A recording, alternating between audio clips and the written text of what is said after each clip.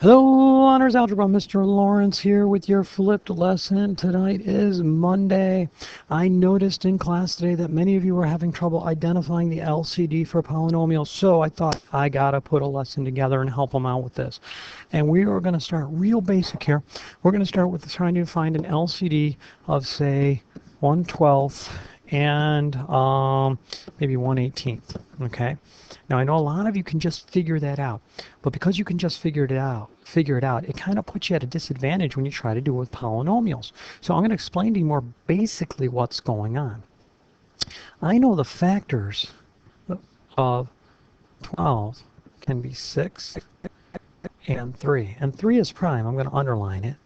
And 6 is, oh, Mr. Lawrence, 6 and 2, excuse me. And 2 is prime, so I'm going to underline it. And then 6's factors break down to 2 times 3, which are both prime.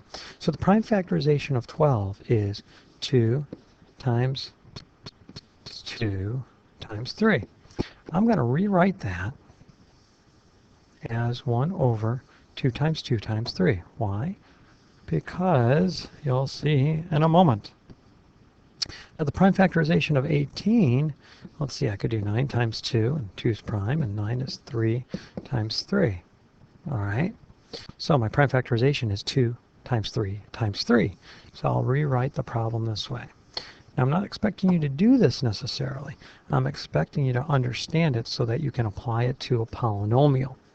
All right, or a rational expression with a polynomial denominator. All right, so now I'm going to go looking for my LCD. All right, I know for a fact that this 2 has to be represented in my LCD. So I'm going to put a 2 down over there. And remember, that 2 can represent himself one time in every denominator.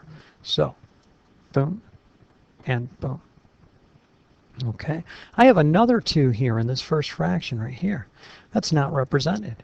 So I need another 2 in my LCD. That's this guy. All right, nobody over in the second fraction. All right, moving right along. Here I have a 3 that isn't accounted for yet. So I'll represent him in the LCD, and I get to represent him there, and he gets to take care of that guy too. Now, not everything in my LCD is underlined yet. The second rational expression has a 3 that is not accounted for. So I'll need another 3. My LCD is the product of all these factors. This would be 4, and this would be 9, and 36 is my LCD. Now, I know a lot of you can go, oh, I knew that, Mr. Lawrence. But I'm trying to show you, breaking it down by factors, because I know on one of the homework problems, some of you had trouble identifying an LCD. Let's pretend it was something like this. Excuse me. Okay, some of you think the LCD for this is 12x cubed. It is not. It is not. We don't just simply want to multiply everything together. Let's think about these. Let's do our LCD thing here. And 3 and x can break down to 3 times x, right? And those are both prime. 4, I'm going to leave 4 as is. If you want, I can break it down into 2 times 2. Okay, prime. But x squared isn't prime. The factors of x squared are x times x.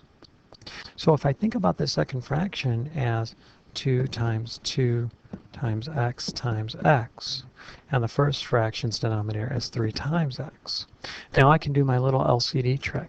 So let's see, what do I need in my LCD? Well, I definitely need a 3. That accounts for him. I need an x. That accounts for an x in each denominator. I'm going to need 2 2's, or in other words, a 4. Don't be amazed that I didn't write down 2 times 2. I know it's 4. Okay, now look, this 1x here is not accounted for yet, so I'm going to need another x. All right, now I'm going to multiply all this, and I'm going to get 12x squared. That is the LCD. It wouldn't be wrong to use 12x cubed, but you're going to have to simplify later on. All right, so now that I know my LCD is 12x squared, okay, here's what I do.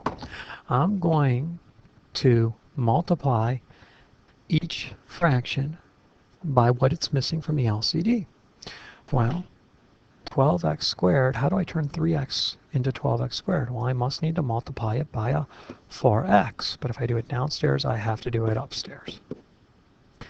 What do I do to 4x squared to turn it into 12x squared? Well, I have to multiply it by 3. My fraction on the left becomes 20x,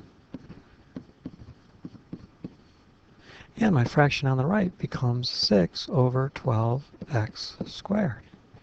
And now my denominators are the same, and I can, excuse me, combine like terms. Now, I am going to have to do a little bit of simplifying on this one. I look at that numerator, and I know it can be factored using the GCF. I think I can pull a 2 out. I'm going to get a 10x plus a 3, and that's going to be over a 12x squared. Now, these x's definitely cannot cancel out because there's an addition thing going on here, right? And division does not undo addition. But you see this 2 and this 12? There's no addition there. This 2 is being multiplied by a quantity. This 12 is being multiplied by an x squared. I can simplify the 2 12ths into 1/6. And my final answer, my simplest answer, becomes 10x plus 3 over 6x squared. Where'd the 1 go? Well, I'm multiplying by 1. I don't waste my time writing it.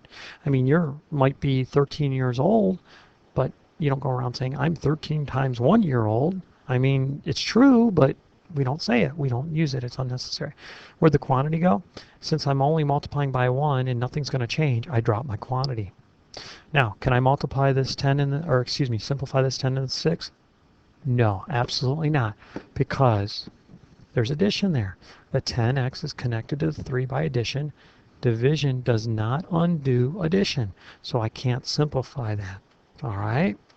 Oops, went too far there. Sorry about that. All right, let's take a look at another one. Let's take a look at one like this.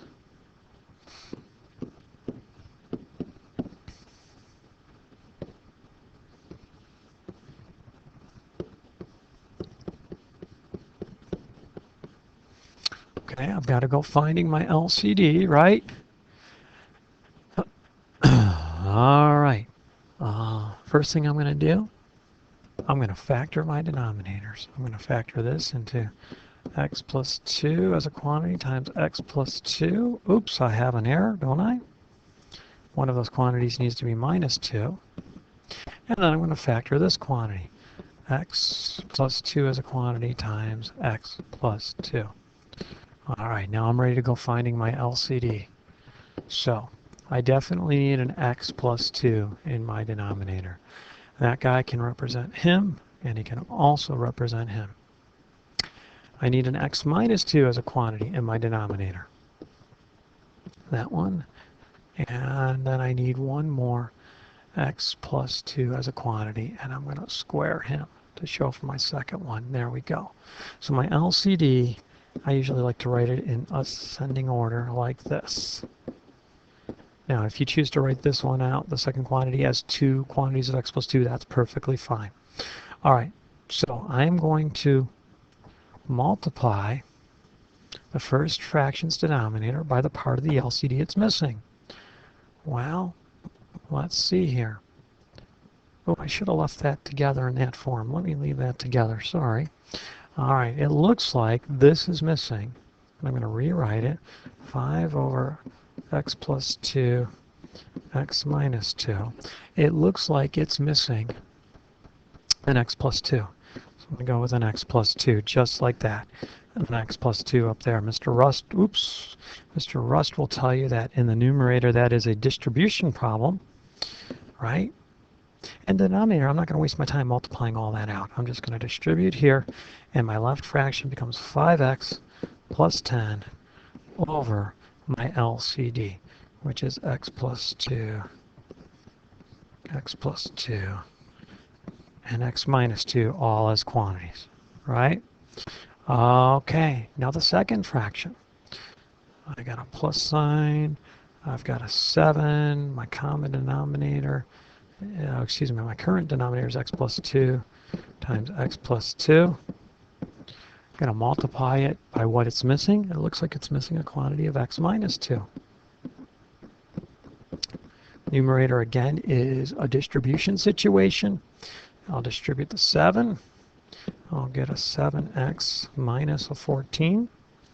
And it's already over the LCD. A little shortcut there I took. I didn't bother writing it as 2. Okay. Equals 5x and 7x is 12x. Positive 10 and negative 14 is negative 4.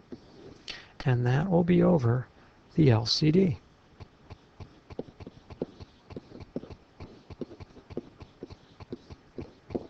Now, I've noticed that that numerator can factor. I can pull a 4 out of there. And so I'll get 4 times the quantity of 3x minus 1. But when I did that, I don't have anything that'll simplify.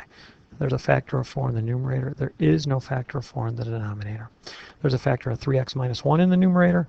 There is no factor of 3x minus 1 in the denominator. And so my best answer is 4 times quantity 3x minus 1 over x plus 2 squared times x minus 2.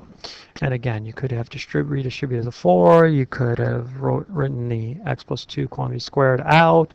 It doesn't matter. Now, James Bollinger is thinking, oh, Mr. Lawrence, you forgot your restrictions. Yes, I did. So I'm going to say x cannot equal negative 2 or 2. I only care about what turns the denominator into 0. Up here,